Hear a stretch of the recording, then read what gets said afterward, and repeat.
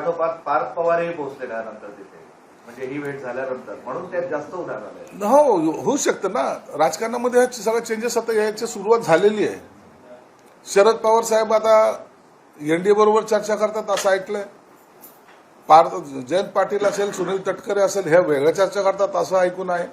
म्हणून या चर्चेचा जो काही सारांश आहे किंवा याच्यातून जे काही निघणार आहे ते काही 2-4-8 दिवसामध्ये मला वाटतं बाहेर यायला काही हरकत नाही. आपणच भाकीत केलं होतं ना यांच्याबाबत, जयंत पाटलाबाबत. आता ते जवळ आलंय का ते पूर्ती होण्याचं? मी केलेले सर्व भाकीत आतापर्यंत खरे ठरलेले आहेत आणि म्हणून एक 8 दिवस थांबा, या भाकीताचा सुद्धा तुम्हाला एक अंदाज येईल.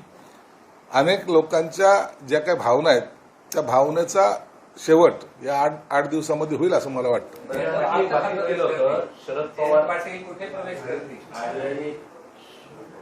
जयंत पाटील कुठे प्रवेश? पाठोपाठ पार्थ पवारही पोहोचले त्यानंतर तिथे, म्हणजे ही भेट झाल्यानंतर, म्हणून त्यात जास्त उधार आले. हो, होऊ शकतं ना.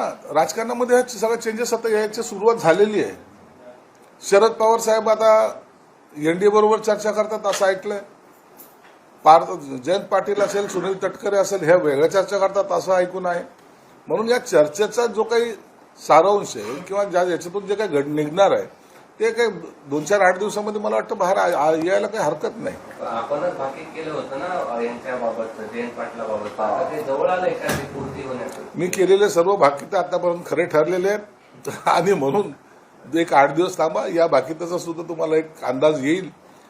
अनेक लोकांच्या ज्या काही भावना आहेत त्या भावनेचा शेवट या 8 दिवसामध्ये होईल असं मला वाटतं. भाकीत केलं होतं शरद पवार पाटील कुठे प्रवेश करतील? जयंत पाटील कुठे प्रवेश?